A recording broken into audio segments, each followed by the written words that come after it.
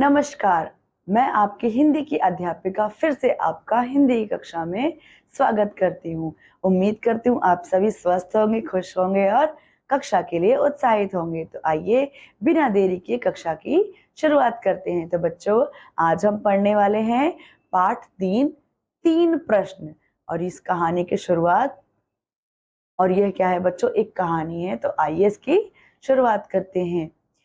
एक बार एक राजा के मन में विचार उठा कि यदि मैं यह जान जाऊं कि प्रत्येक कार्य को करने के लिए उचित समय कौन सा है, परमावश्यक व्यक्ति कौन है और परम कर्तव्य क्या है, तो फिर मुझे किसी कार्य में असफलता होने की आशंका नहीं रह जाएगी।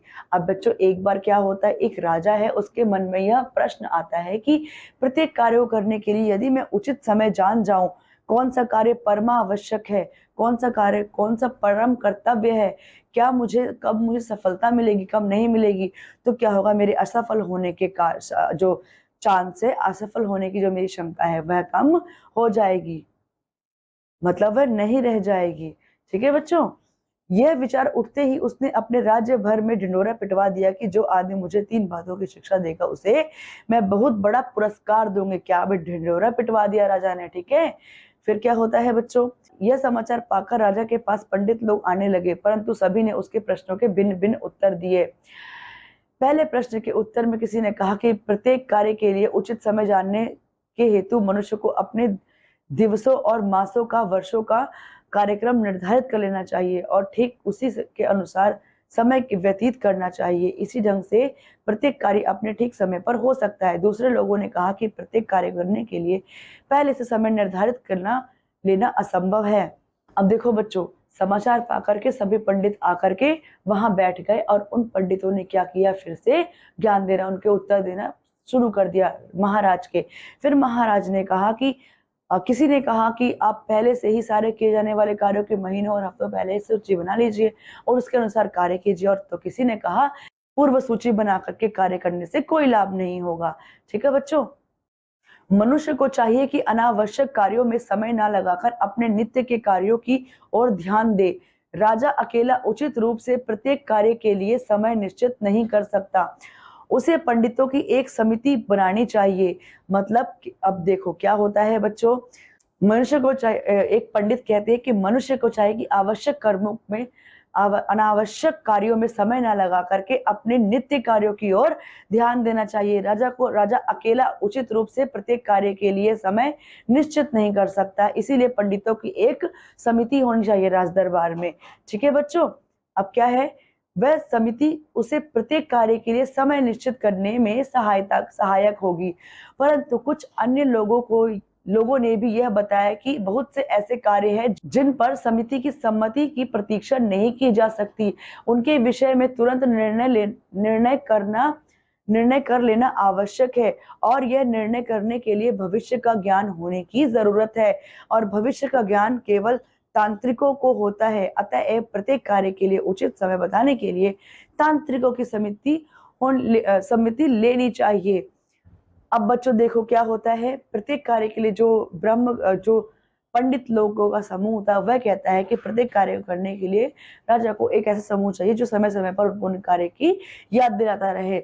लेकिन जो तांत्रिक गणों का जो समूह होता है वह कहता है कि जो कुछ ऐसे कार्य हैं जो तुरंत किए जाते हैं, परंतु कुछ अन्य लोगों ने यह बताया कि जो कुछ ऐसे बहुत सारे कार्य होते हैं जिनको हमें तुरंत करना होता है, उनके लिए प्रतीक्षा करने की उनके लिए प्रतीक्षा नहीं की जा सकती। तो ऐसे में बोला गया है कि जो फिर ऐसे में तांत्रिक गण बोलते हैं कि ऐसे में तो तांत्रिकों का एक समूह होना चाहिए, एक समिति होनी चाहिए जो उनको भविष्य के पूर्व होने वाली घटनाओं के बारे में भी वह बता सके और राजा को कार्य के लिए सचेत कर सके, उन्हें कार्य के लिए प्रेरित कर सके। ठीक है बच्चों, इसीलिए ऐसे तांत्रिकों का एक समूह होना चाहिए। ठीक है, इसी प्रकार दूसरे प्रश्न के उत्तर में भी भिन्न भिन्न कुछ थे। कुछ लोगों ने बताया कि राजा को मंत्रियों की सबसे अधिक आवश्यकता है, तो कुछ ने पुरोहितों की, कुछ ने वैद्यों की और तो कुछ ने योद्धाओं की आवश्यकता बताई। अब बच्चों देखिए, अलग अलग तरीके के लोग, अलग अलग तरीके की बातें, कुछ बातें यहाँ वहां अब दूसरे प्रश्न का उत्तर भी लोगों ने क्या दिया बच्चों, भिन्न भिन्न तरीके से दिया। लोगों ने, कुछ ने कहा कि मंत्रियों की संख्या बढ़ा दीजिए, कुछ ने कहा पुरोहितों की, कुछ ने कहा वैद्यों की, और कुछ ने कहा योद्धाओं की आवश्यकता ज्यादा है महाराज आपको। देखिए किस तरीके से सभी आकर के वार्तालाप कर रहे हैं महाराज से। ठीक है बच्चों, फिर आगे देखिए क्या होता है। तीसरे प्रश्न के उत्तर में कुछ लोगों ने विज्ञान को, कुछ लोगों ने युद्ध कौशल को, और कुछ लोगों ने उपासना को परम कर्तव्य बताया। सभी उत्तर भिन्न भिन्न थे, अतएव राजा ने किसी को भी स्वीकार नहीं किया और ना ही पुरस्कार दिया, परंतु इन प्रश्नों के यथार्थ उत्तर पाने की अभिलाषा उसे बनी रही। इसीलिए राजा ने एक ऐसे साधु की सम्मति लेने का निश्चय किया जो अपने ज्ञान के लिए बहुत दूर दूर तक विख्यात था।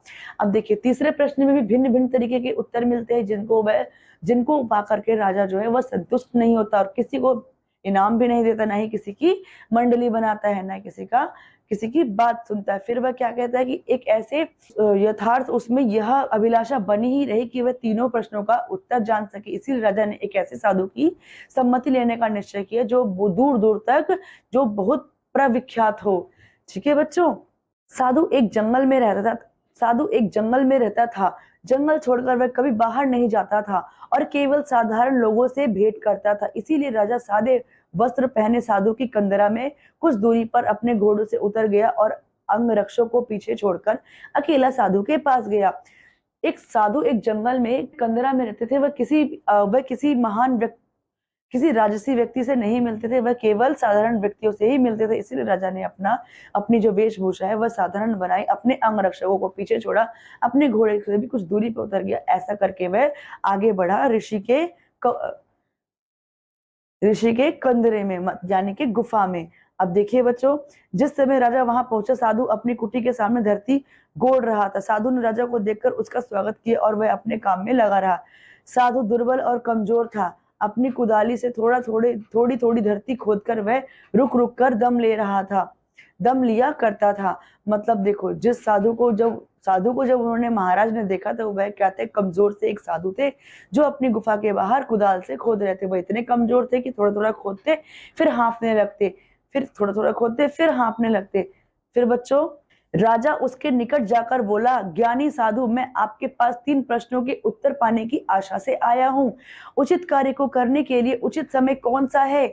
मेरे लिए परमावश्यक व्यक्ति कौन है? और मेरा परम कर्तव्य क्या है? साधु ने राजा की बात सुनी पर उनका कुछ उत्तर नहीं दिया।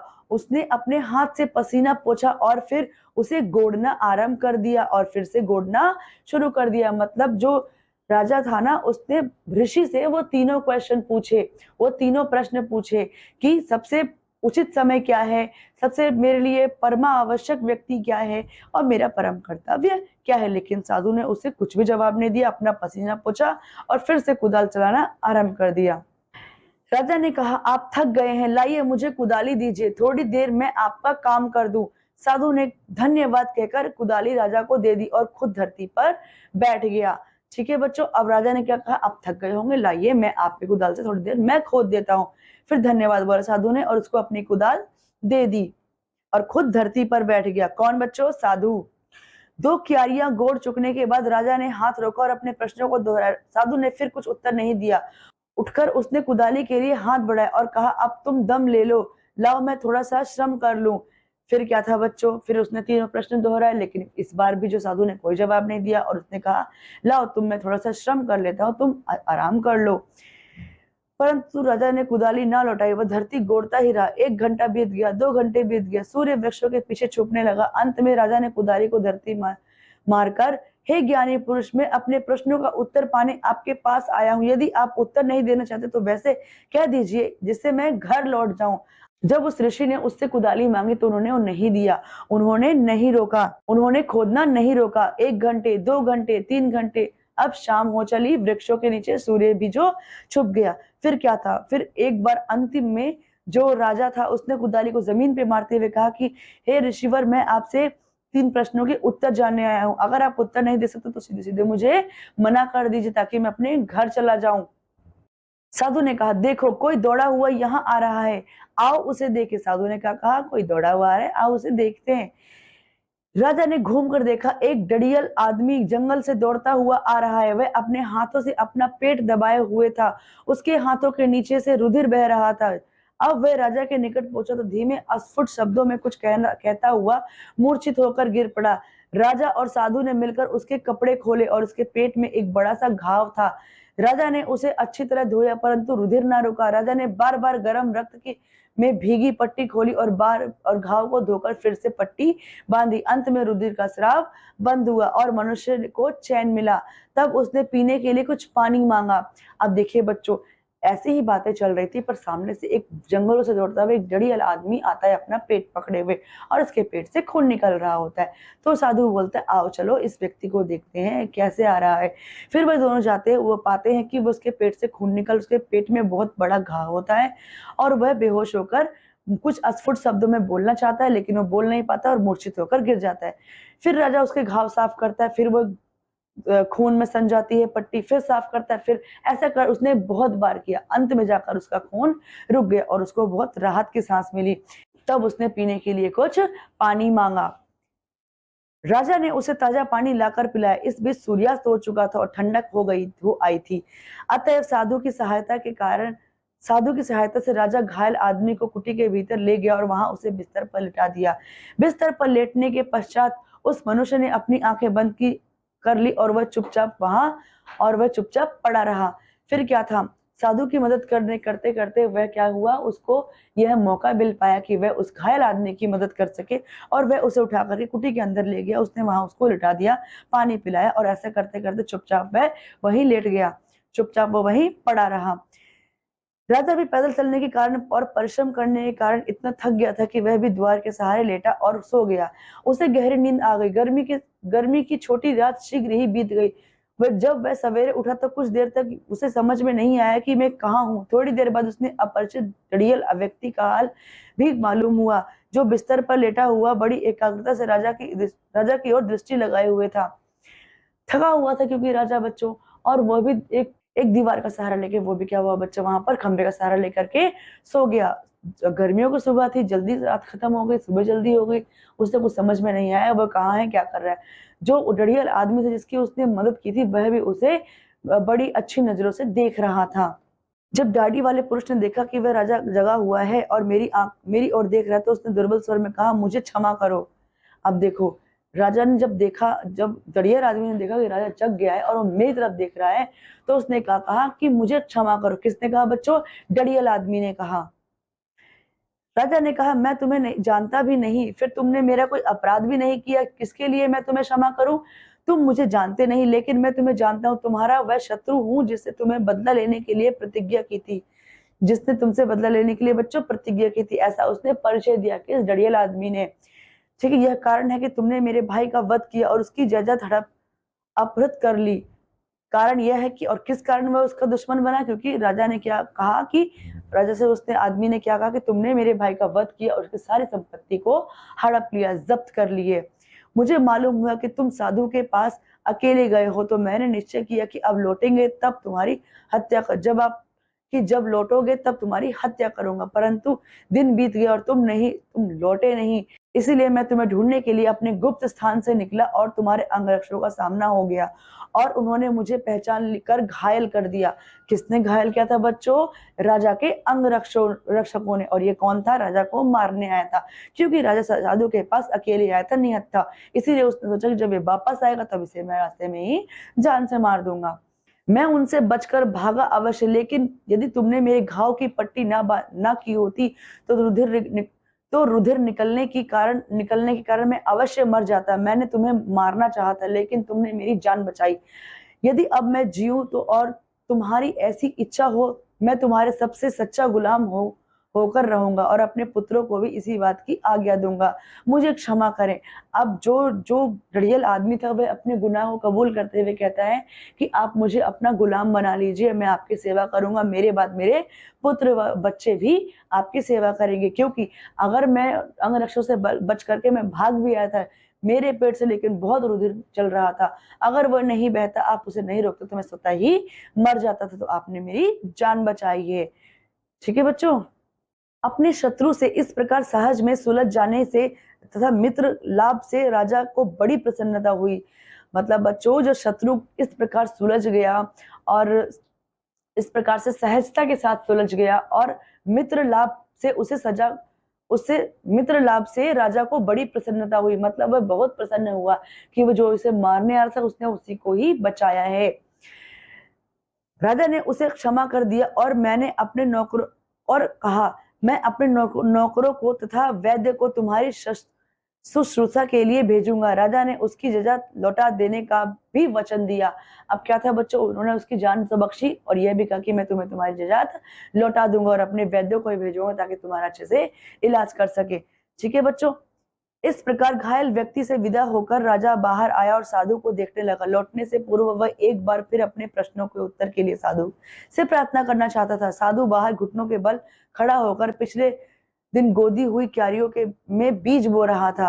अब देखिए बच्चों, वह घायल व्यक्ति से विदा हो लेकर के वह अब कहाँ गया, गुरु के पास अपने तीनों प्रश्नों के फिर से उत्तर एक बार और पूछने के लिए। लेकिन जो गुरु थे वो क्यारियों जो उसने कल खोदी थी उसमें वह फूल के बीज लगा रहे थे।